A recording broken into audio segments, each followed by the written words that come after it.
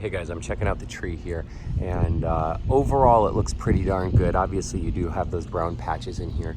So here's a basic synopsis of what I recommend improving. First of all, the brown patches can be from a fungus or a bacteria.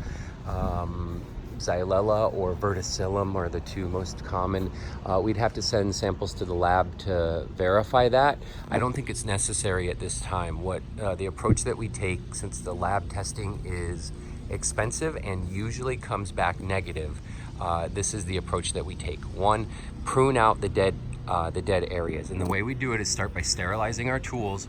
And we come and cut this one branch right here and get that out of there, and then we stop, sterilize again, and then go up and get the next one. And we do that for every single branch. There aren't that many, so it won't take that long, but if there is fungus or bacteria on the tree, we can spread it around faster through the pruning tool. So we want to avoid that, minimize it by sterilizing. Retain as much of the green as possible. I can tell you guys like to keep it nice and open to get good sunlight down below. But we're at a time now where the tree's health is diminishing, maybe from age, or it doesn't like the drought or whatever. So we need to improve the health by boosting the canopy. Obviously you don't want to let these bottom suckers get crazy long, but don't thin them out completely. Don't remove them all.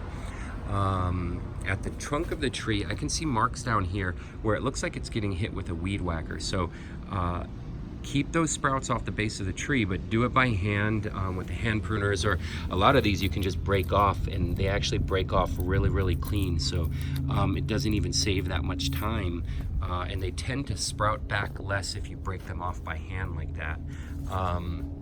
And then the final thing, and maybe the most important, you have good dry soil on the left side here, and then even on the right side it looks pretty dry over here. But on the front side where the lawn is, it's all wet along here, and you can even see moss growing in there, which means it's always wet. And olives don't like that consistent moisture right up next to the trunk of the tree.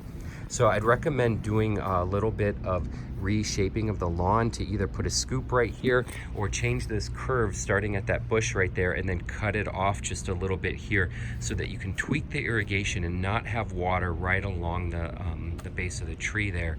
And it'll still look nice, and you just have bare dirt. If you guys want to put some stones back here or whatever, that'd be fine. But we want to keep this area dry down here.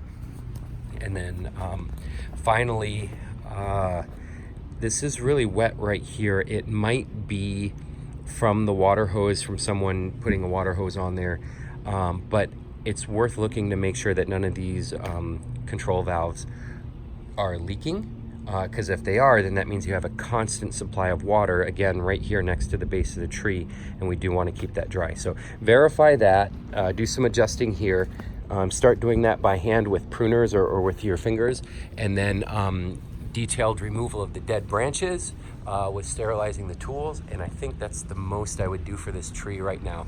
A little bit of dead wood is normal, and as the tree ages, that's part of life, but we do want to make sure we're keeping a good green canopy overall. Let me know if you have any questions.